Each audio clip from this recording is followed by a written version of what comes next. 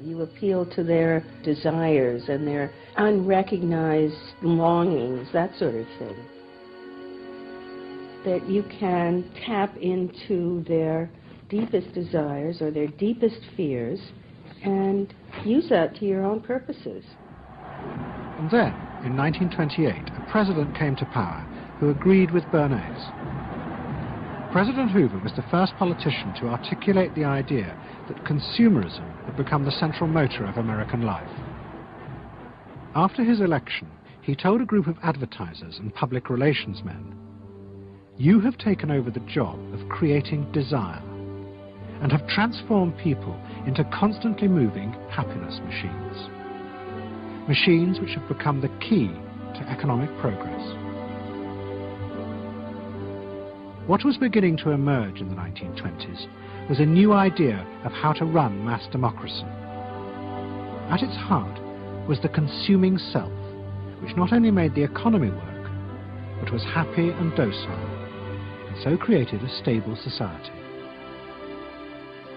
Both Bernays and Littman's concept of managing the masses takes the idea of democracy and it turns it into a palliative. It turns it into giving people some kind of feel-good medication that will respond to an immediate pain or an immediate yearning, but will not alter the objective circumstances one iota. I mean, democracy really, the idea of democracy at its heart was about changing the relations of power that had governed the world for so long. And Bernays' concept of democracy was one of maintaining the relations of power, even if it meant that one needed to sort of stimulate the psychological lives of the public. And in fact, in his mind, that was what was necessary. That if you can keep stimulating the irrational self, then leadership can basically go on doing what it wants to do. Bernays now became one of the central figures in a business elite that dominated American society and politics in the 1920s. He also became extremely rich and lived in a suite of rooms in one of New York's most expensive hotels, where he gave frequent parties. Oh my goodness, he had a home in the corner suite of the Sherry Netherland Hotel. And here's this wonderful suite with all these windows looking out on Central Park and across at the plaza and on the square. And he would use this place to hold a soiree. The mayor would come. All the media leaders would come, the political leaders, the business leaders, the people in the arts. I mean, it was a who's who. People wanted to know Eddie Bernays because, you know, he himself became a sort of a famous man, a sort of a magician who could make these things happen. He knows everybody. He knows the mayor and he knows the senator, and he calls politicians on the telephone as if he did get literally a high or a bang out of doing what he did. And that's fine, but it can be a little hard on the people around you, especially when you make other people feel stupid. People who worked for him were stupid, and children were stupid, and if people did things in a way that he wouldn't have done them, they were stupid. It was a word that he used over and over and over, dope and stupid. And the masses? They were stupid.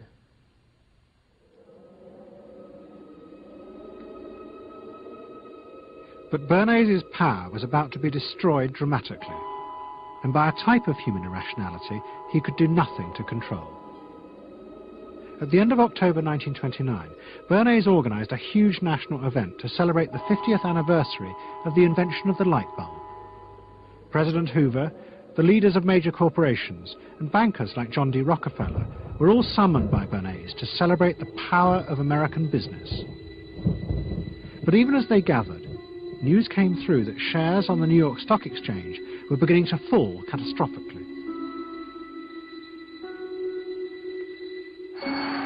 Throughout the 1920s, speculators had borrowed billions of dollars. The banks had promoted the idea that this was a new era where market crashes were a thing of the past. But they were wrong. What was about to happen was the biggest stock market crash in history. Investors had panicked and begun to sell in a blind, relentless fury that no reassurance by bankers or politicians could halt. and on the 29th of October 1929, the market collapsed.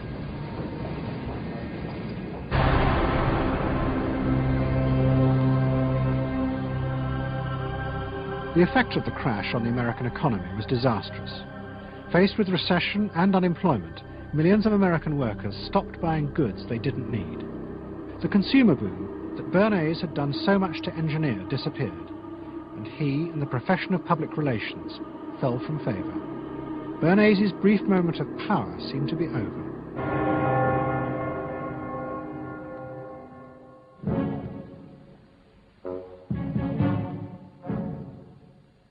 The effect of the Wall Street crash on Europe was also catastrophic. It intensified the growing economic and political crisis in the new democracies. In both Germany and Austria, there were violent street battles between the armed wings of different political parties. Against this backdrop, Freud, who was suffering from cancer of the jaw, retreated yet again to the Alps. He wrote a book called Civilization and Its Discontents. It was a powerful attack on the idea that civilization was an expression of human progress.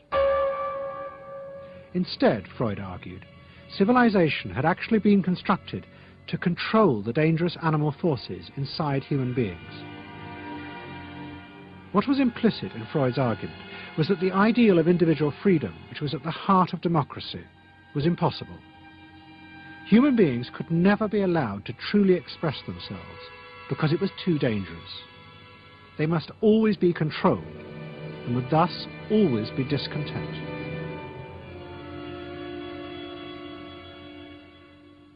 Man doesn't want to be civilized, and he is civilization brings discontent, but it is necessary to survival. Otherwise he couldn't survive. So he must be discontent, because this would be the only way to keep him within limits.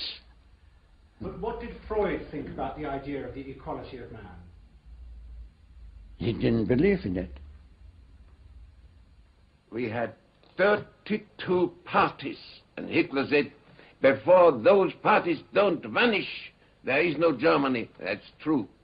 You can't have 32 parties, and so they felt this one person will put an end to this comedy. Freud was not alone in his pessimism. Politicians like Adolf Hitler emerged from a growing despair in the 1920s about democracy.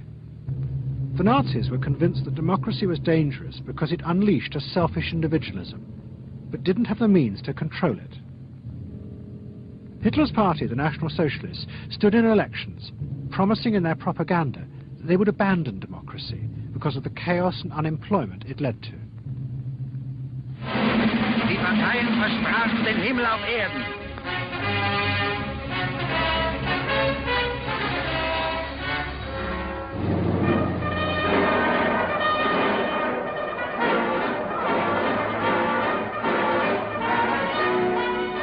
In March 1933, the National Socialists were elected to power in Germany, and they set out to create a society that would control human beings in a different way. One of their first acts was to take control of business. The planning of production would in future be done by the state. The free market was too unstable, as the crash in America had proved. Workers' leisure time was also planned by the state through a new organization called Strength Through Joy. One of its mottos was service, not self.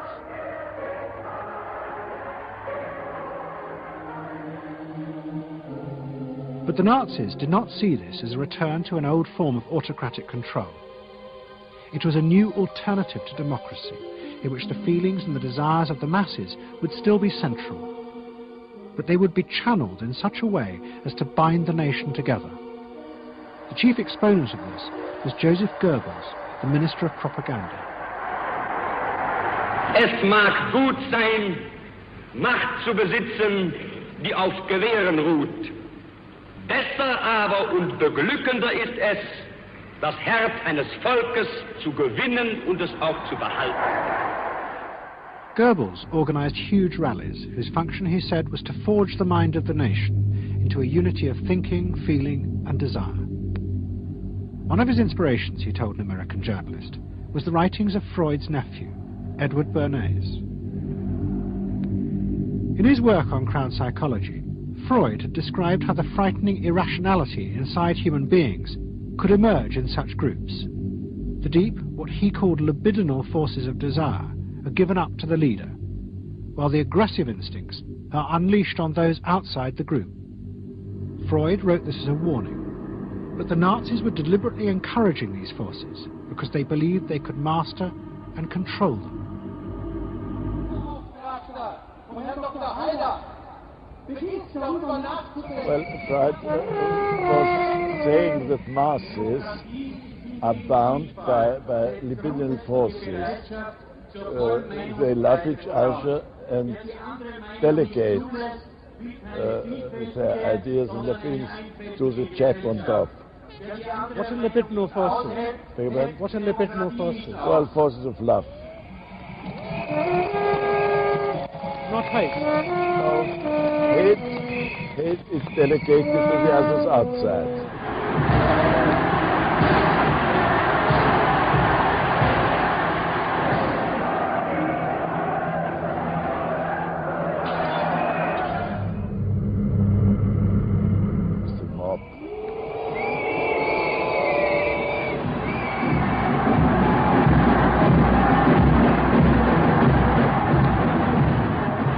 I could see from afar, looking up Wilhelmstraße towards Unter den Linden, how those 100,000 of people, when they passed Hitler, they just became completely delirious. They began to shout these cries I will never get out of my ears. Heil, Sieg, Heil. They demented. And here I got confirmation how those irrational forces, uncontrollable forces in Germany, in the Germans, had erupted, had broken out, were running riot, were departing, marching on.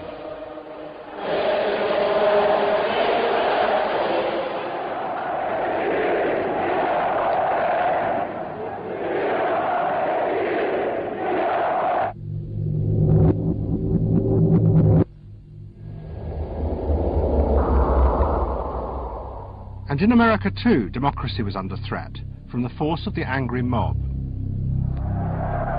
The effect of the stock market crash had been disastrous. There was growing violence as an angry population took out their frustration on the corporations who were seen to have caused this disaster. Then, in 1932, a new president was elected who was also going to use the power of the state to control the free market.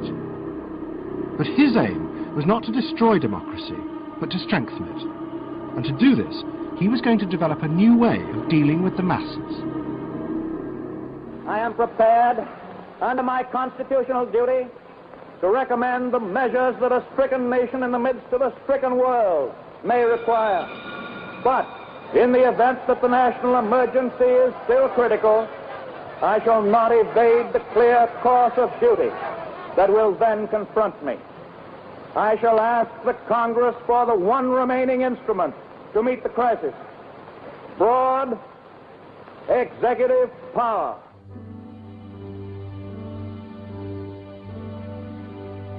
It was the start of what would become known as the New Deal. Roosevelt assembled a group of young technocrats and planners in Washington. He told them that their job was to plan and run giant new industrial projects for the good of the nation. Roosevelt was convinced that the stock market crash had shown that laissez-faire capitalism could no longer run modern industrial economies. It had become the job of government. Big business was horrified, but the New Deal attracted the admiration of the Nazis, especially